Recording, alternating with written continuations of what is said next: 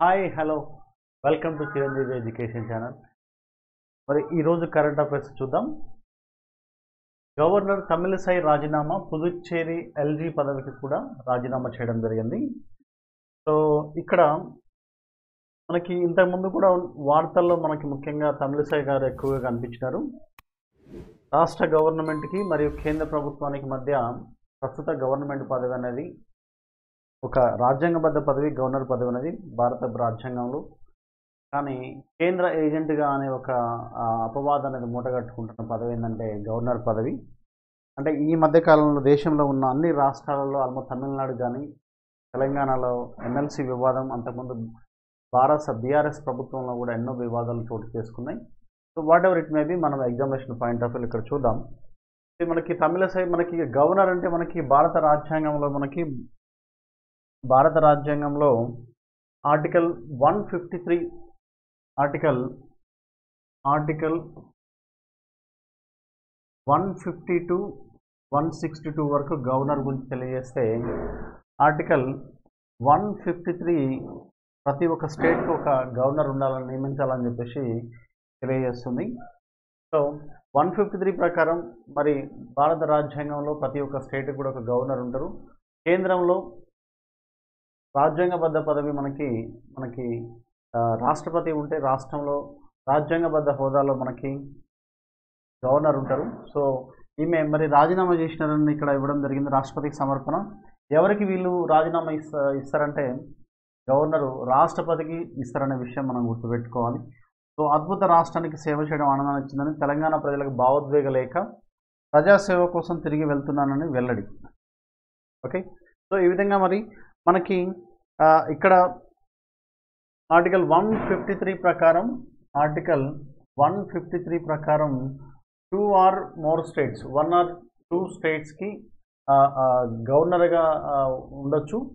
So ఇక్కడ మనకి 2021 ఫిబ్రవరి 16 నాడు పుదుచ్చేరి ఇన్ఛార్జ్ ఎల్జీగా, లెఫ్టినెంట్ గవర్నర్గా అదనపు బాధ్యత తీసుకోవడం జరిగింది. సో ఈ విధంగా మనకి ప్రీవియస్ తెలంగాణలో కూడా మనకి నరసింహన్ గారు గవర్నర్గా, ఆంధ్రప్రదేశ్ గవర్నర్గా మరియు తెలంగాణ గవర్నర్గా అపాయింటెడ్ కావడం జరిగింది. సో మనకి ఆర్టికల్ 153లో కూడా మనకి దీంట్లో మనకి సబ్ క్లాస్గా మనకి ఇవ్వడం జరిగింది. ఏంటంటే ఒక రాష్ట్ర గవర్నరు 2 రాష్ట్రాల కంటే ఎక్కువగా రాష్ట్రాలకు కూడా 1 లేదా 2 రాష్ట్రాలకి గవర్నర్గా నియమించవచ్చు అని తెలియజేస్తుంది. కాబట్టి ఈమె పుదుచ్చేరి ఎల్జీ లెఫ్టినెంట్ గవర్నర్ కూడా పనిచేయడం జరిగింది. సో ఈ రెండింటికి, తెలంగాణ రాష్ట్రానికి మరి పుదుచ్చేరి లెఫ్టినెంట్ గవర్నర్గా ఈమె రాజీనామా చేయడం జరిగిందని. ఎందుకనంటే ఈమె చెన్నై నుంచి లోక్సభ స్థానాల్లో భాజపా నుంచి, భారతీయ జనతా పార్టీ నుంచి లోక్సభకి పోటీ చేయబోతున్నారని చెప్పేసి. సో కాబట్టి ఈమె ఈ పదవికి మరి ఇట్లా లోక్సభకు కానీ, రాజ్యసభకు కానీ, లోక్సభ కానీ ప్రజలకు ప్రాతినిధ్యం వహించే పదవిలో ఉన్నప్పుడు వాటికి పోటీ చేసేటప్పుడు ఎలాంటి ప్రభుత్వానికి సంబంధించిన అంశాలలో, పదవులలో ఉండకూడదనే ఉద్దేశంతో ఈమె రాజీనామా చేయడం జరిగింది. సో హైకోర్టు న్యాయమూర్తులుగా జస్టిస్ సుజయ్ పాల్, హైకోర్టు న్యాయమూర్తులుగా జస్టిస్ సుజయ్ పాల్ మరియు జస్టిస్ మౌజమి భట్టాచార్యలను నియమించడం జరిగింది. ఇక్కడ ఆంధ్రప్రదేశ్, మధ్యప్రదేశ్ అండ్ కోల్కతా హైకోర్టుల నుంచి వీళ్ళని బదిలీ చేసిరు. హైకోర్టు కొలీజియం సిఫారసుల మేరకు రాష్ట్రపతి ఆమోదంతో నియామక ఉత్తర్వులు జారీ చేసిన కేంద్ర న్యాయశాఖ మరి వీళ్ళని మధ్యప్రదేశ్, కోల్కతా హైకోర్టుల నుంచి ఇక్కడికి హైకోర్టు న్యాయమూర్తులుగా జస్టిస్ సుజయ్ పాల్, జస్టిస్ మౌజమి భట్టాచార్యలను నియామకం చేయడం జరిగింది కేంద్ర న్యాయశాఖ, అకార్డింగ్ టు ద కొలీజియం సిఫారసుల మేరకు. మీకు తెలిసిందే కొలీజియం గురించి మీకు ఐడియా ఉండే ఉంటుంది. నెక్స్ట్ మనకి ఎన్నికల బాండ్ల సమాచారం అంతా వెల్లడించాల్సిందని చెప్పేసి ఎస్బీఐకి సుప్రీంకోర్టు స్పష్టీకరణ, నంబర్లతో సహా ఏది దాచడానికి వీల్లేదని చెప్పేసి. ప్రీవియస్లో గత మనకి 20 రోజుల నుంచి ఈ అంశం చాలా హాట్ టాపిక్గా ఉంది. ఎందుకనంటే RTI, right to information act ఏదైతుందో, ఈ రైట్ టు ఇన్ఫర్మేషన్ యాక్ట్ 2005లో తీసుకురావడం జరిగింది. ఈ రైట్ టు ఇన్ఫర్మేషన్ యాక్ట్ కింద మరి ఏ అంశాన్ని కూడా దాచడానికి వీల్లేదు. ఈ ఎన్నికల బాండ్లకు ఎలక్ట్రల్ బాండ్ సంబంధించి వీటిని వెల్లడించాల్సింది. వెల్లడించకపోతే ఖచ్చితంగా ఇది రైట్ టు ఇన్ఫర్మేషన్ యాక్ట్ కిందకి చట్టాన్ని ఉల్లంఘించినట్టు అవుతుందని చెప్పేసి దీన్ని ఖచ్చితంగా ఎస్బీఐ ఎలక్ట్రల్ బాండ్ల కింద ఎస్బీఐ బ్యాంక్ తీసుకుంటుందండి. అంటే ఒక పార్టీకి, ఏదైనా రాజకీయ పార్టీకి, రాష్ట్ర పార్టీకి కానీ లేదా నేషనల్ పార్టీకి కానీ ఈ ఎలక్ట్రల్ బాండ్లు అనేవి ఈ మధ్య ఎక్కువగా క్విడ్ ప్రోకో అనే అంశం ఆధారంగా నీకింత నాకింత అన్నట్టుగా మరి ఎవరైతే వీళ్ళు బిజినెస్ పర్సన్స్ ఉన్నారో వీళ్ళందరూ కూడా మరి ఆయా పార్టీలకు సంబంధించిన వాళ్ళందరికీ పార్టీ విరాళాలు అందిస్తూ ఈ విధంగా అనధికారికంగా ఉన్నదాన్ని అఫీషియల్గా 2018లో మనకి కేంద్ర ప్రభుత్వం ఏం చేసిందంటే ఎలక్ట్రల్ బాండ్ స్కీమ్ తీసుకురావడం జరిగింది. సో అఫీషియల్గా ఎవరైనా ఈ వెల్లడించవచ్చు, ఎవరైనా వీటిని ఈ ఎలక్ట్రల్ బాండ్లు ఇవ్వచ్చు అని చెప్పేసి దానికి కేంద్ర బ్యాంక్ ఎస్బీఐ ఉంటుందని చెప్పేసి అఫీషియల్ ఒక చట్టం చేయడం జరిగింది 2018లో పార్లమెంట్లో. సో దీన్ని సుప్రీంకోర్టులో కేసు వేస్తే సుప్రీంకోర్టు ఏం చేసిందంటే అకార్డింగ్ టు ద ఆర్టీఐ ప్రకారం ఖచ్చితంగా ఈ ఎలక్ట్రల్ బాండ్ స్కీమ్కి ఎవరైతే విరాళాలు ప్రకటించారో, ఈ పార్టీలకి విరాళాలు ప్రకటించారో వాళ్ళందరూ కూడా ఖచ్చితంగా ఈ దీనికి సంబంధించిన అంశాలన్నింటినీ కూడా వెల్లడించాలి, లేకపోతే ఆర్టీఐ యాక్ట్ని ఉల్లంఘించినట్టు అవుతుందని చెప్పేసి తీర్పు ఇవ్వడం జరిగింది. సో దాని ఆధారంగా ఎస్బీఐ ఏం చేస్తుందంటే ఏ మాత్రం కూడా మరి ఇన్ఫర్మేషన్ ఇవ్వడానికి అంత సముఖత చూపించకపోతే సుప్రీంకోర్టు ప్రతి ఒక్క అంశాన్ని కూడా చాలా సుదీర్ఘంగా డీటెయిల్గా అనాలిసిస్ చేసి ప్రతి ఒక్క అంశాన్ని కూడా కుండబద్దలు కొట్టినట్టుగా ఏ ఒక్క అంశాన్ని కూడా మనం దాచడానికి వీల్లేదు, ప్రతి ఒక్క అంశాన్ని కూడా ప్రజల ముందు ఉంచాల్సిందని చెప్పేసి అత్యున్నత న్యాయస్థానం ప్రకటించడం జరిగింది. సో దాంట్లో భాగంగానే జరుగుతున్న వివాదం అన్నమాట ఇదంతా. సో ఎస్బీఐకి స్పష్టం చేసిన సుప్రీంకోర్టు, మేము అడిగితేనే వెల్లడిస్తామంటే కుదరదని వ్యాఖ్య. విచారణ సందర్భంగా బ్యాంకు వైఖరిపై రాజ్యాంగ ధర్మాసనం తీవ్రంగా ఆగ్రహం చేసింది. సో ఈ విధంగా ఎన్నికల బాండ్ల అంశంలో స్టేట్ బ్యాంక్ ఆఫ్ ఇండియా అనుసరిస్తున్న వైఖరిపై సుప్రీంకోర్టు రాజ్యాంగ ధర్మాసనం తీవ్రంగా ఆగ్రహం వ్యక్తం చేసింది. ఎంపిక చేసుకున్న సమాచారాన్ని మాత్రమే ఇవ్వాలన్న ధోరణి బ్యాంకుకు విడనాలని, మొత్తం వివరాలని ఈ నెల 21లోపు బహిర్గతం చేయాలని, బాండు నెంబర్లతో పాటు కొనుగోలుదారుల సమాచారం, డినామినేషన్లు, వాటి నగదుగా మార్చుకున్న పార్టీల వివరాలు మొత్తం కేంద్ర ఎన్నికల సంఘానికి సమర్పించాల్సిందని చెప్పేసి ఇక్కడ సుప్రీంకోర్టు క్లియర్గా ఆగ్రహం వ్యక్తం చేయండి ఎస్బీఐ పైన. సో ఈ విధంగా మనకి ఈ ఎలక్ట్రల్ బాండ్ ద్వారా వివిధ పార్టీలకు వచ్చిన విరాళాలు చూసుకున్నట్టయితే భారతీయ జనతా పార్టీకి అత్యధికంగా 45% వస్తే, ఆ తర్వాత స్థానంలో మనకి బెంగాల్లో ఉన్న మమతా బెనర్జీ పార్టీ, బెంగాల్లో ఉన్న పార్టీ అధికార పార్టీ మమతా బెనర్జీ పార్టీ, ఆ పార్టీ నుంచి ఆల్మోస్ట్ 12% వస్తే, ఆ తర్వాత 3వ స్థానంలో కాంగ్రెస్ పార్టీ ఉంటే 4వ స్థానంలో బీఆర్ఎస్ ప్రభుత్వానికి అత్యధికంగా ఎక్కువగా ఈ ఎలక్ట్రల్ బాండ్ల విరాళాలు వచ్చినాయని చెప్పేసి ఇక్కడ వ్యక్తం చేయడం జరిగింది. ఎంపీ ఎమ్మెల్యే కోటా నిధులపై ఆంక్షలు చూడండి. ఇక్కడ ఎంపీ ఎమ్మెల్యేల కోటాల నిధులపై, ఎందుకంటే మనకి ఎంసీసీ అమల్లోకి వచ్చింది కాబట్టి, మోడల్ కోడ్ కండక్ట్ అమల్లోకి వచ్చింది కాబట్టి, లోక్సభ సార్వత్రిక ఎన్నికలు ప్రారంభించినట్లుగా మనకి ఈసీఐ ఆల్రెడీ ప్రకటన చేసింది కాబట్టి, ఎలక్షన్ కమిషన్ ఆఫ్ ఇండియా ప్రకటన చేసింది కాబట్టి, MCC model code of conduct అమల్లోకి వచ్చినాక ఎంపీ ఎమ్మెల్యేలు వీళ్ళ యొక్క నిధులు, రాష్ట్రంలో అయితేనేమో ఎమ్మెల్యేలకు ఇచ్చే నిధులు, తర్వాత పార్లమెంట్లో అయితేనేమో రాజ్యసభ కానీ లేదా లోక్సభ ఎంపీలకు ఇచ్చే నిధులు ఏవైతే ఉంటాయో, ఈ ఎంపీ ఎమ్మెల్యేలకు ఇచ్చే నిధుల కోట ఏదైతుందో ఆ నిధుల కోట ఏమాత్రం కూడా ఇప్పుడు ఆ నిధులు ఖర్చు చేయకూడదు. మోడల్ కోడ్ ఆఫ్ కండక్ట్, ఈ మోడల్ కోడ్ ఆఫ్ కండక్ట్ ఉన్నంత వరకు కూడా ఆ నిధులను ఎట్టి పరిస్థితుల్లో కూడా ఖర్చు చేయొద్దు, పనులు ప్రారంభించొద్దని చెప్పేసి ఇందులో తెలియజేస్తుంది. సో ఎంపీ ఎమ్మెల్యే కోట నిధులపై ఆంక్షలు, రాష్ట్రాలకు కేంద్ర ఎన్నికల సంఘం లేక, లోక్సభ రాజ్యసభ ఎమ్మెల్యేలు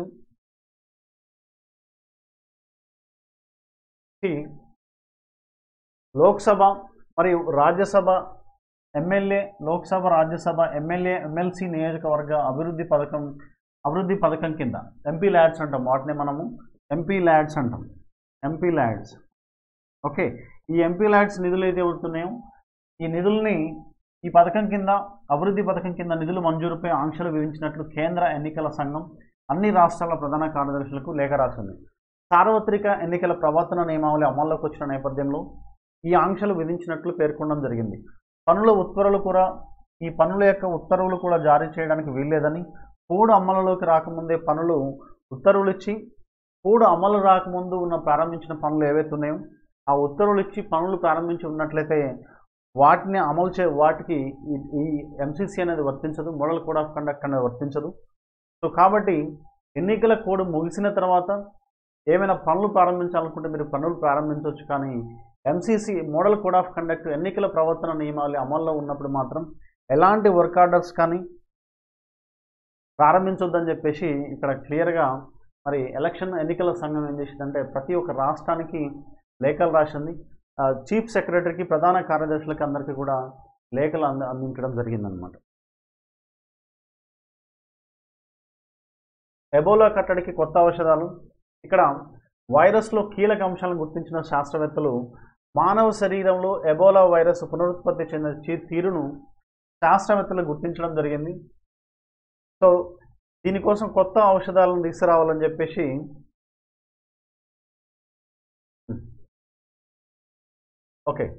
సో వ్యాధి నివారణకు కొత్త ఔషధాల రూపకల్పనకి దోహదపడుతుందని, ఆఫ్రికా ఖండంలో ప్రజలను తీవ్రంగా ఇబ్బంది పెడుతున్న ఈ ప్రమాదకర వైరస్ ఏదైతుందో ఉబిక్విటిన్ అనే మానవ ప్రోటీన్తో చర్యలు జరుపుతున్న తీరును పరిశోధన కళ్ళగట్టింది. ఎబోలా అనేది వైరల్ హ్యామరేజిక్ జ్వరం.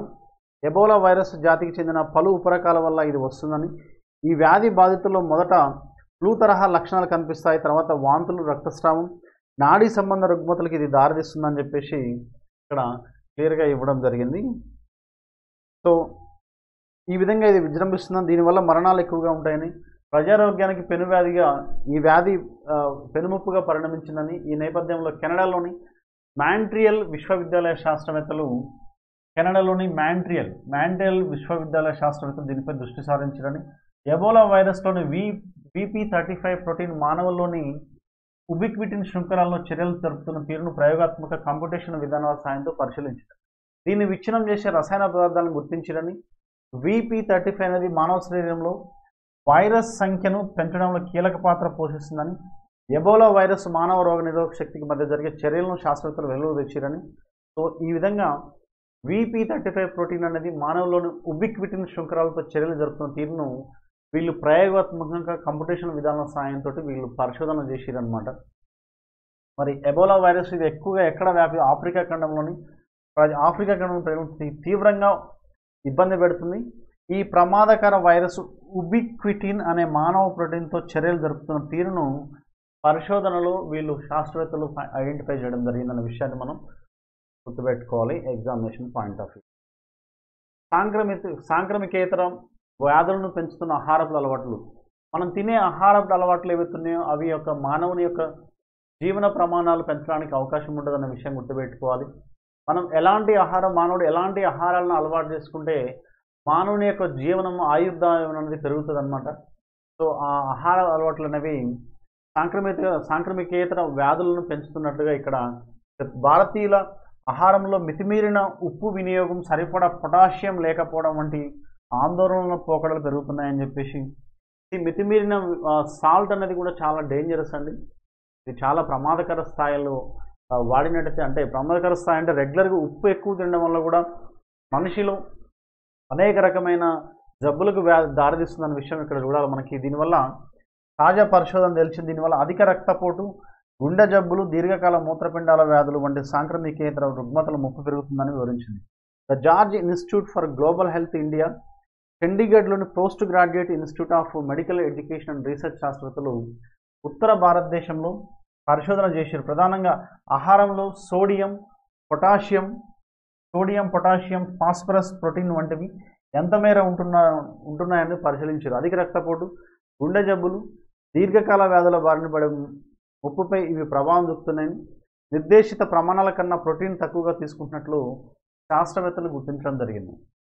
చూసిరా ఇక్కడ మితిమీరిన ఉప్పు వినియోగం అనేది, సరిపడా పొటాషియం లేకపోవడం అనేది ఆందోళన కలిగిన సాంక్రమికేతర వ్యాధులను పెంచుతున్న ఆహారపు అలవాట్లను ఇక్కడ క్లియర్గా మరి మన ఆహారంలో సోడియం, పొటాషియం, ఫాస్ఫరస్, ప్రోటీన్ వంటివి ఎంత మేర ఉంటున్నాయి అనే వాటిపైన వీళ్ళు పరిశోధన చేశారు. వీళ్ళు ఎవరంటే the George Institute for Global Health India మరియు చండీగఢ్లోని post graduation institute of medical education and research వీళ్ళు దీనిపైన క్లియర్గా రీసెర్చ్ చేయడం జరిగిందన్నమాట. క్షామం అంచున గాజా. క్షామం అంచున గాజా మనకు తెలిసిందే. ఇజ్రాయెల్ అండ్ ఉక్రెయిన్ల దాడి, ఇజ్రాయెల్ అండ్ ఇజ్రాయెల్ మరియు గాజా, గాజా, ఉక్రెయిన్ రష్యా వేరండి. ఆ రెండు వేరు. నాటో కూటమికి మరియు రష్యాకి మధ్య సంబంధించిన యుద్ధం ఏదైతుందో అది వేరు. ఇప్పుడు ప్రస్తుతం ఇదేంటంటే మనకి ఇజ్రాయెల్ అండ్ యెమెన్, హౌతీలు వీళ్ళు ఎవరైతే ఉన్నారో ఇజ్రాయెల్ అండ్ పాలస్తీన్లకు సంబంధించిన యుద్ధం అనమాట ఇది. సో ఇక్కడ ఇజ్రాయెల్ దాడులతో గాజా పరిస్థితి దారుణంగా మారింది. స్థానికులు ఆకలి కేకలు మిన్నట్టుకునే ఉత్తర గాజా క్షామం మంచుకు చేరుకుందని ఐరాస ఆహార సంస్థ ఆందోళన వ్యక్తం చేసింది. ఇక్కడ జనాభాలో 70% మంది తీవ్ర ఆహార కొరతను ఎదుర్కొంటున్నట్లుగా అంచనా. స్థానికంగా ప్రతి ఒక్కరు ఆహారం కోసం ఇక్కడపడుతూ ఉత్తర ప్రాంతంలో దాదాపు 2 లక్షల మంది విపత్కర పరిస్థితుల్లో కొట్టుమిట్టాడుతున్నట్టుగా. ఒకవేళ ఇజ్రాయెల్ తన దాడులను రఫాకి విస్తరిస్తే మొత్తం 23 లక్షల మంది జనాభాలో సగం మంది క్షుద్బాధకు లోనవుతారని, గాజా మొత్తం జనాభాలో 1/4 మంది ఆకలితో అలమటిస్తున్నారని చెప్పేసి మరి ఐరాస సంబంధించిన ఏదైతే ఆహార సంస్థ ఏదైతుందో ఈ ఆహార సంస్థ క్లియర్గా ఇవ్వడం జరిగింది. ఇది ఎలక్కపేట దసలి పట్టుగుడ్డు దేశంలోనే వెరీ గుడ్. ఇక్కడ చూడండి, ఎలక్కపేట దసలి పట్టుగుడ్డు దేశంలోనే వెరీ గుడ్ అంట. సో ఇక్కడ మనకి మంచిర్యాల జిల్లా చెన్నూరు మండలం ఎలక్కపేట, మంచిర్యాల జిల్లా తెలంగాణ రాష్ట్రంలోని మంచిర్యాల జిల్లా మరియు చెన్నూరు మండలం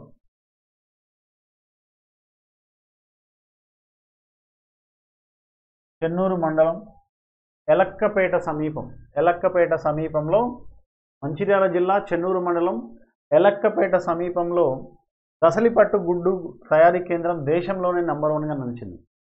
సో ఇక్కడ ఈ ఎలక్కపేట సమీపంలోనే దసలిపట్టు గుడ్లు తయారీ కేంద్రం ఏదైతుందో దీన్ని 1986లో ఏర్పాటు చేశారు.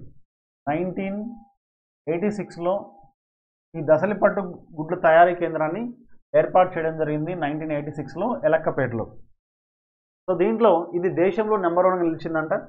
5 ఏళ్ల నుంచి ఏటా సుమారు 2.80 లక్షలకు పైగా గుడ్లు ఉత్పత్తి చేస్తుండగా ఈ ఏడాది 3.27 లక్షలతో అగ్రస్థానాన్ని పొందిందని, తదుపరి స్థానంలో 3.20 లక్షలతో ఛత్తీస్గఢ్ రాష్ట్రంలోని బిలాసపూర్ కేంద్రం ఉందంట. సెంట్రల్ సిల్క్ బోర్డు ఆధ్వర్యంలో బిలాసపూర్ కేంద్రంగా దేశంలో 18 దశలి మూల విత్తన ఉత్పత్తి కేంద్రాలు ఉన్నాయని. సో ఇక్కడ ఇందులో 1986లో ఏర్పాటు చేసిన ఎలక్కపేట కేంద్రం ఒకటి. ఇది నాణ్యమైన పట్టుగుడ్లు ఉత్పత్తి చేసి రాష్ట్ర రైతులకు మరియు ఆంధ్రప్రదేశ్, మహారాష్ట్ర, మధ్యప్రదేశ్, ఛత్తీస్గఢ్, జార్ఖండ్, ఒడిశా, పశ్చిమ బెంగాల్ రాష్ట్రాల వరకు అందిస్తుంది. అంటే దేశంలో ఉన్న ఆల్మోస్ట్ అన్ని రాష్ట్రాలకు మన మంచిర్యాల జిల్లా చెన్నూరు మండలం ఎలక్కపేట సమీపంలో ఉన్న ఈ దసలిపట్టు కేంద్రం ఏదైతుందో ఇది భారతదేశంలో 1986లో ఏర్పాటైంది. సో ఇక్కడ నుంచి దేశంలో అత్యధికంగా ఎక్కువగా మనకి 2.80 లక్షల పైగా గుడ్లను ఉత్పత్తి చేసి మొదటి స్థానంలో నిలిచింది. ఇక్కడ నుంచి మిగతా రాష్ట్రాలకి ఆంధ్రప్రదేశ్ కానీ, మహారాష్ట్ర కానీ, మధ్యప్రదేశ్, ఛత్తీస్గఢ్, జార్ఖండ్, పశ్చిమ బెంగాల్, ఒడిశా ఇలాంటి రాష్ట్రాలకు ఇక్కడ నుంచి ఉత్పత్తి చేస్తుంది, అక్కడికి పంపిణీ చేస్తుందని. తర్వాత దీని సెంట్రల్ సిల్క్ బోర్డు ఆధ్వర్యంలో బిలాస్పూర్ కేంద్రంగా, సెంట్రల్ సిల్క్ బోర్డు ఏదైతుందో దీని ఆధ్వర్యంలో బిలాసపూర్ కేంద్రంగా దేశంలో 18 వాటిల్లో ఏర్పాటు చేసిన తయారీ కేంద్రం దసలిపట్టు తయారీ కేంద్రాలను ఏర్పాటు చేస్తే మరి ఈ ఎలక్కపేట కేంద్రం అనేది అత్యధికంగా ఎక్కువ ఉత్పత్తి చేసిన గుడ్లు ఈ ఎలక్కపేట నుంచి రావడం జరిగిందని చెప్తున్నారు. Okay right. సో ఈ విధంగా వీళ్ళు ఏం చేస్తారంటే పట్టుగూళ్ళను పండించి ఈ రైతులు ఏం చేస్తారు, ఈ కేంద్రాల నుంచి ఈ పట్టుగూళ్ళను పండించి రైతులు ఏం చేస్తారంటే ఈ కేంద్రాల నుంచి పట్టుగుడ్లను కొనుగోలు చేస్తారు. కొనుగోలు చేసినాక ఈ తీసుకెళ్లి గుడ్లను బుట్టలో ఉంచుతారు. వాటి నుంచి పురుగులు బయటకు రాగానే బుట్టలో ఉంచిన తర్వాత పురుగులు బయటకు రాగానే వాటిని తీసుకెళ్లి అటవీ ప్రాంతంలో ఉండే నల్ల తెల్ల మద్ది చెట్లపై విడిచిపెడతారు. నల్ల మద్ది తెల్ల మద్ది చెట్లపై విడిచిపెడితే అవి ఆటోమేటిక్గా గూళ్ళను ఏర్పాటు చేసుకుంటాయి. ఈ గూళ్ళను ఏర్పాటు చేసి గుడ్డు ఆకారంలో ఏర్పడిన పట్టుకాయ రైతులను సేకరిస్తారు. సో ఆ గూళ్ళను ఏర్పాటు చేసుకుంటే గుడ్డులాగా ఏర్పడుతుంది కదా, ఆ గుడ్డును సేకరించినాక ఇవి ఏటా 2 సార్లు పండిస్తారంట. మొదటి దాన్ని విత్తన పంటగా, రెండో పంటను కమర్షియల్గా భావిస్తారు. సో ఒక్క రైతు ఏటా సుమారు 50,000 వరకు ఆదాయం పొందుతారని, వచ్చే ఏడాది పెద్ద ఎత్తున గుడ్లను ఉత్పత్తి చేసేందుకు ఎలక్కపేట కేంద్రం సిబ్బంది ఇప్పటికీ ఏర్పాటు చేసిరనే విషయాన్ని మనం గుర్తుపెట్టుకోవాలి. ఇట్లా మీకు ఈ ప్రాంతం ఎక్కడుందని అంటాడు, లేకపోతే ఏ సంవత్సరంలో ఏర్పాటు చేసిరు అంటాడు. దీనికి కేంద్రం ఎక్కడ, ఇక్కడ సెంట్రల్ సిల్క్ బోర్డు ఆధ్వర్యంలో బిలాస్పూర్ కేంద్రంగా దీన్ని ఏర్పాటు చేసిరని అంటాడు. సో ఈ విధంగా ఏ విధంగానైనా మనకి 4 అంశాలు ఆప్షన్స్లో ఇచ్చి పైన వాటిలో సరైనవేవి, తప్పేంటిది, ఒప్పేంటిది అని అడగడానికి అవకాశం ఉంటుంది.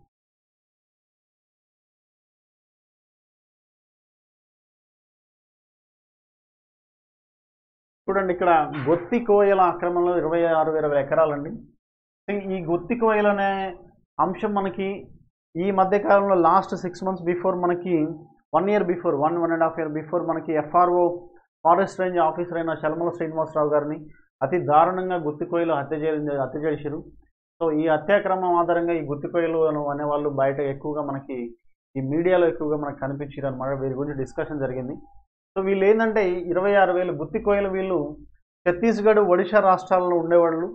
ఇక్కడ నుంచి వాళ్ళు ఏం చేశారంటే అక్కడ నక్సల్స్, తర్వాత ఈ ఛత్తీస్గఢ్లో ఉన్న నక్సల్స్ ప్రభావం ఏదైతే ఉందో, తర్వాత ఈ నక్సల్స్ అనే కాకుండా అక్కడ ఉన్న మెయిన్ ఎవరైతే ఉన్నారో సల్వాజుడుం, ఛత్తీస్గఢ్ చెందిన ఆదివాసులు వీళ్ళు ఒకవైపు మావోయిస్టులు, మరోవైపు సల్వాజుడుం మధ్య పోరులో వీళ్ళు సొంతూరుని వదిలిపెట్టి సొంత రాష్ట్రాన్ని వదిలేసి పక్క రాష్ట్రాలకు వలసల కోసం, బతుకుదెరువు కోసం వీళ్ళు ఇట్లా వలసగా వెళ్తుంటారు అనమాట. ఈ విధంగా తెలంగాణ ప్రాంతాలకు వచ్చారనమాట. ఇక్కడ వీళ్ళు ఏం చేస్తారంటే వీళ్ళు చెట్లు నరికి పోడు వ్యవసాయం ప్రారంభిస్తారు.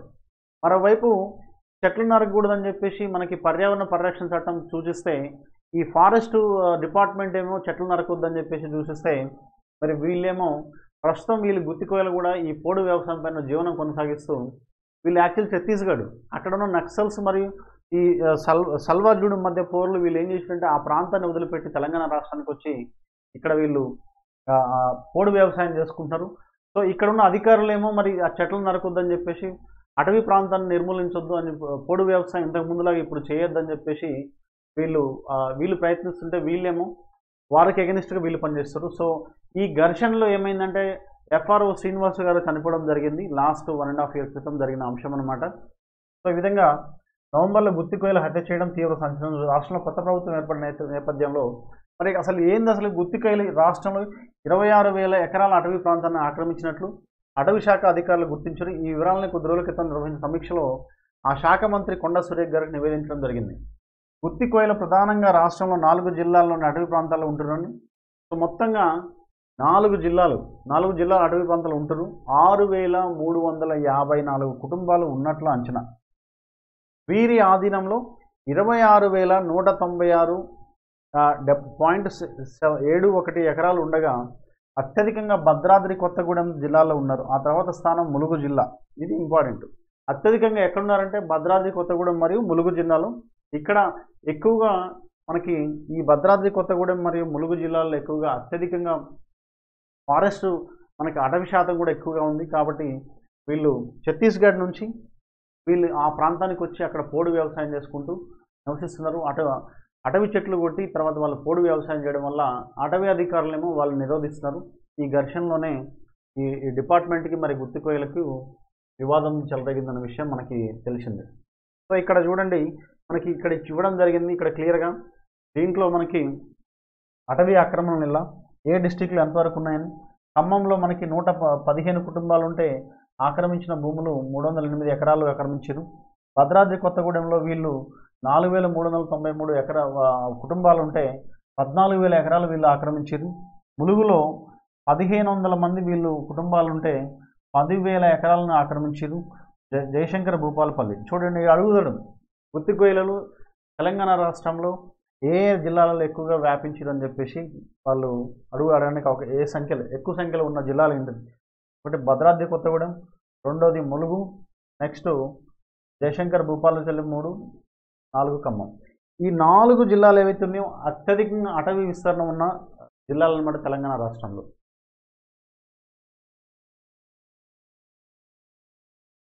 సో వివక్షతో ఉద్యోగాలు నిరాకరించొద్దు. ఈ ట్రాన్స్జెండర్లకు సమాన అవకాశాలు కల్పించాలని, పని ప్రదేశాల్లో వాళ్ళని వేధింపులకు గురి చేయొద్దు.